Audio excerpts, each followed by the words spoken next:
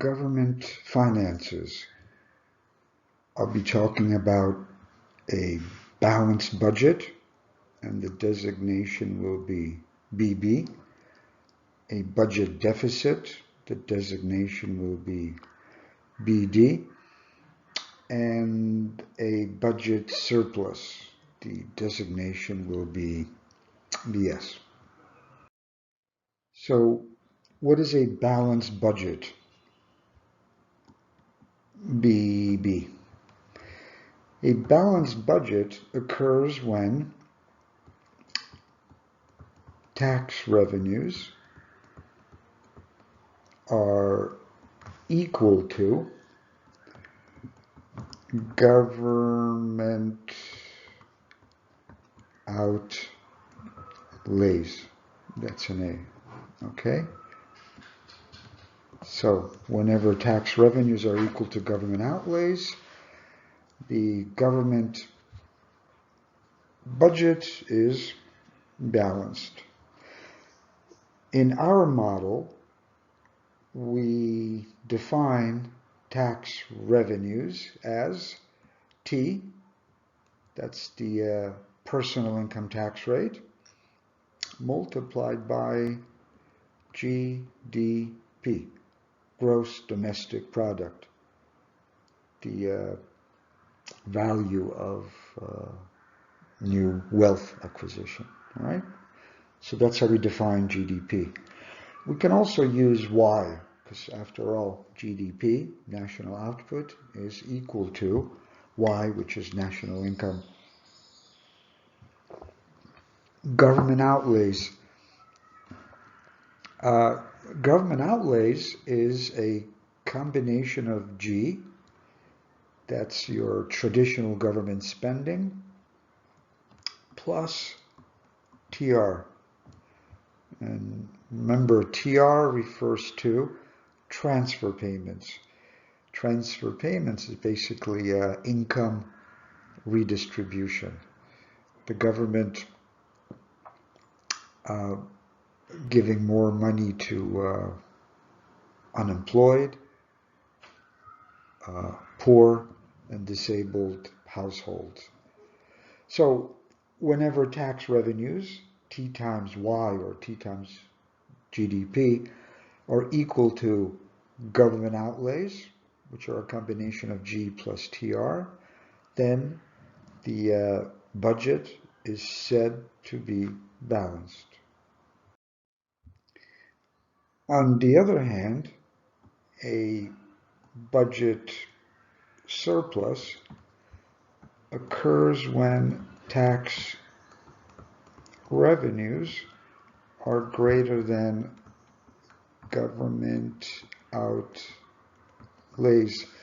Another way put, the budget surplus occurs when T, Y, T, personal income tax rate, Y, GDP, is greater than G plus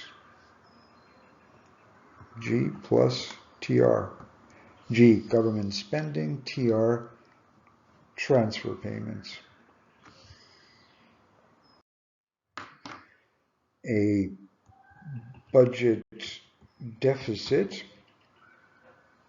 occurs when tax revenues are less than government outlays. Another way put, a budget deficit occurs when TY is less than G plus TR.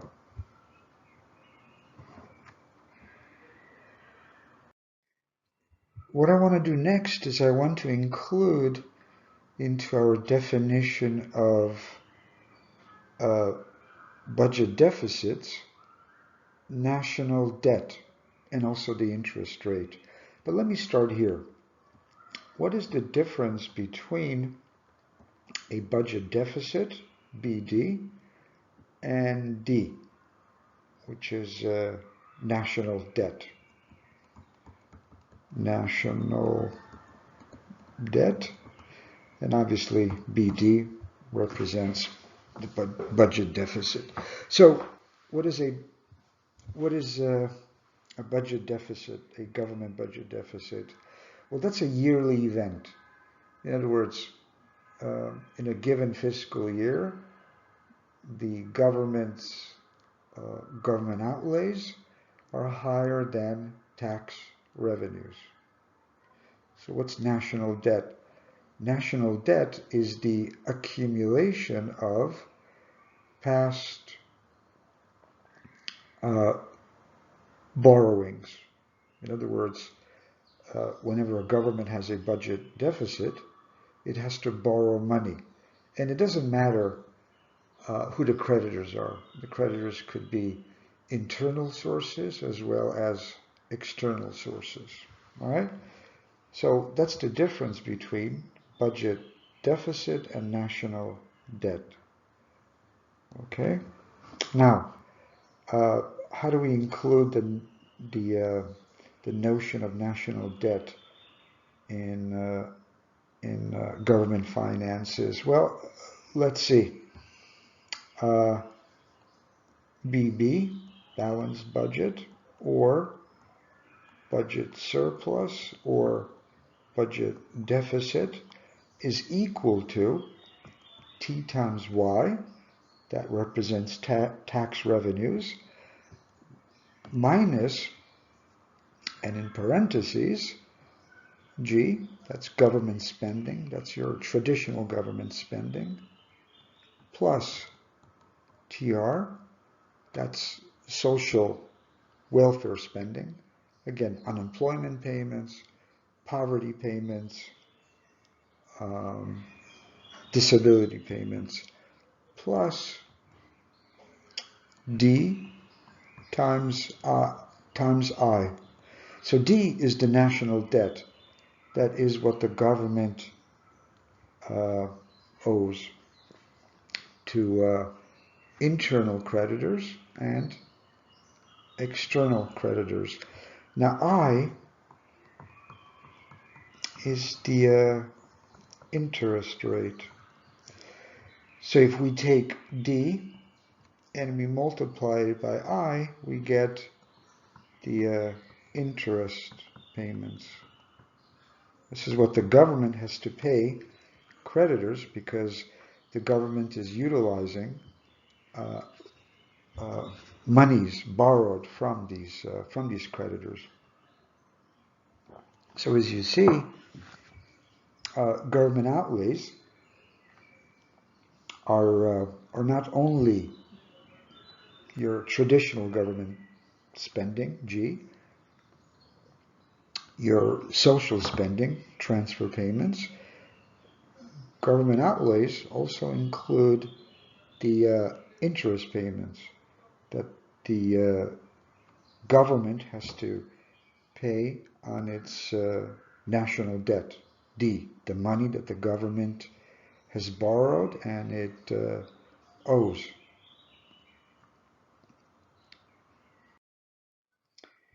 In this part, I want to concentrate on the on one of the problems, problem of a budget deficit, a potential problem of a budget deficit. All right? So let's see. We know what a budget deficit is, right? That's when government outlays are higher than tax revenues, which means that in a budget deficit situation, the government borrows money. All right? Now, when a government borrows money, the government, its Treasury Department, will normally sell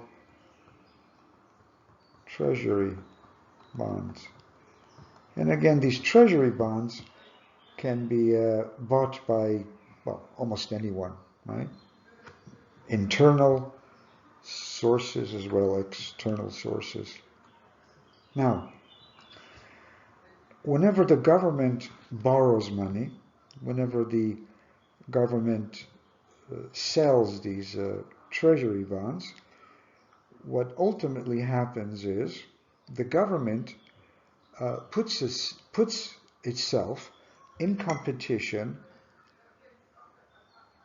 with the rest of the world, with the rest of the economic world, in other words, consumers and firms, be they domestic or foreign, for the available liquidity. So ultimately, when the government sells treasury bonds, when the government borrows money, is that money demand increases. And when money demand increases, this has a tendency to push interest rates up. And as interest rates go up, this has the effect of lowering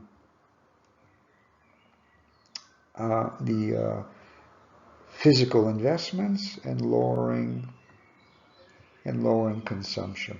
All right. So these are the offshoots.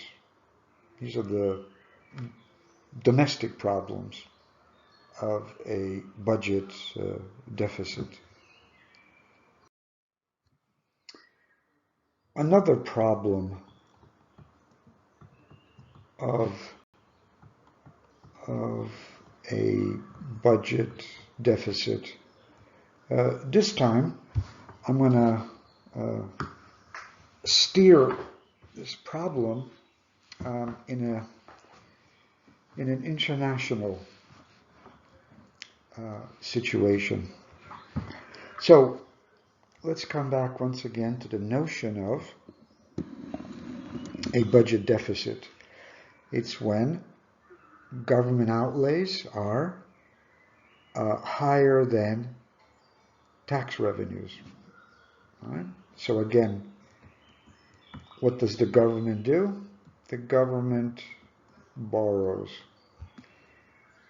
And when the government borrows the money to pay for its government spending, its transfer payments, its interest payments on national debt, it normally issues treasury bonds, right? So Gov sells or issues or floats,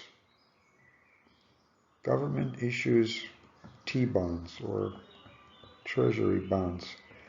And again, this puts the government in competition with the rest of the world for the available money supply, for the available liquidity.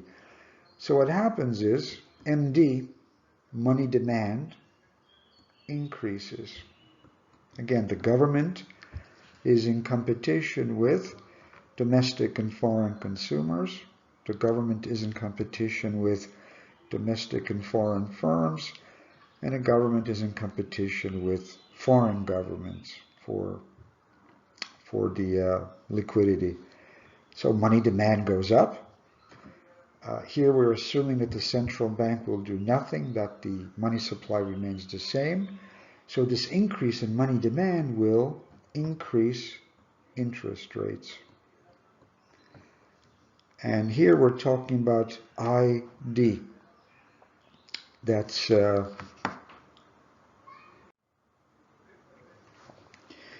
so if our domestic interest rate, ID, is greater than IF, IF is the foreign interest rate, then there will be capital inflows. Right? We've already covered this in our monetary policy chapter. So there will be capital inflows. And as a result of these capital inflows, what will ultimately happen is an increase in our exchange rate. And ultimately, if the value of our currency goes up, in other words, if our exchange rate goes up, then our exports are going to suffer. Because exchange rates are going to be reflected in the prices, our international prices, our international trade prices. So if our exchange rate goes up, it basically means that our goods and services are more expensive to foreigners. And that will be a disadvantage to our exports. Exports will fall. Okay, so that is a problem of a budget deficit, an international problem.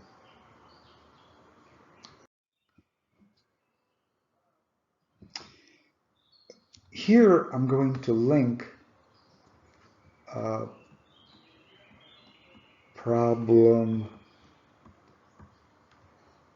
of a budget deficit specifically to third world countries or poor countries or developing countries. Okay, so problem of a budget deficit, but in the context of a lot of sub-Saharan African countries and well, also developing countries in Latin America and Southeast Asia. Okay, so let me phrase a budget deficit. Again, TY, that's tax revenues minus government outlays, right? So that would be what? That would be, excuse me. Okay, so that would be G plus TR, G being government spending, TR being transfer payments, again, social spending, plus D times I. D being national debt, that's the accumulation of past government budget deficits, I the interest rate, and D times I the interest payments, which the government has to make to creditors, internal, external. So the problem of a budget deficit as applies to poorer countries around the globe is concentrated right there, specifically the interest rate. Now, if a government has a budget deficit, and think of poorer countries, most notably sub-Saharan African countries, if a government has a budget deficit, then the government will have to borrow the money. It will have to sell T-bonds. Well, if it sells T-bonds, this will, as we've already seen, increase the interest rate.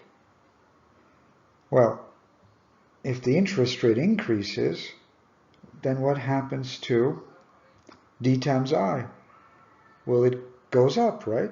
So the government is going to owe more money to its creditors because the interest rates have gone up. So if D times I go up because I just went up, then the budget deficit will go up. And in turn, if the budget deficit goes up, well, then the government has to borrow more money. And if the government borrows more money, then it will have to sell more treasury bonds. And if that is what happens, is the interest rate will go up even further. And, well, you see what happens here, right? The French call it a boule de neige, and in the United States we call it the snowball effect, right? It just goes on and on and on.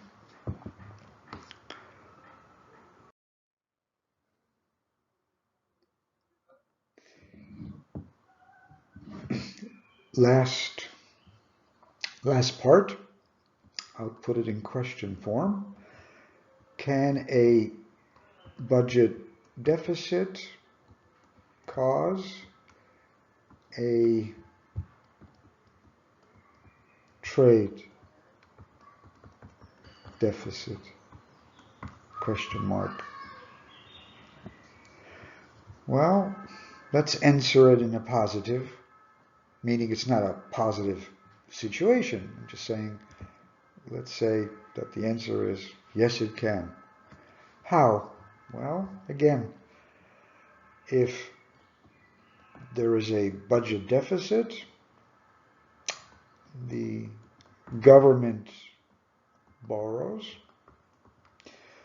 Government borrows by selling treasury bonds, which means that MD, money demand, increases, and this pushes up the interest rate. And in turn, what happens to capital flows? Inflows or outflows? Capital inflows. And I'll continue here. And what happens to the country's exchange rate? Well, there's a greater demand for the currency, so the exchange rate will go up. And in turn, what's going to happen to exports? Well, a higher exchange rate puts our goods and services at a disadvantage internationally. They're more expensive. As a result, exports decrease. But given a higher exchange rate, this gives our domestic consumers or domestic firms greater international purchasing power, which we're assuming will be activated. So imports would go up.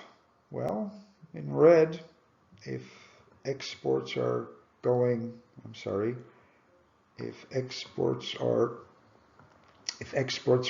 down and imports are going up, well, this might ultimately lead to a trade deficit.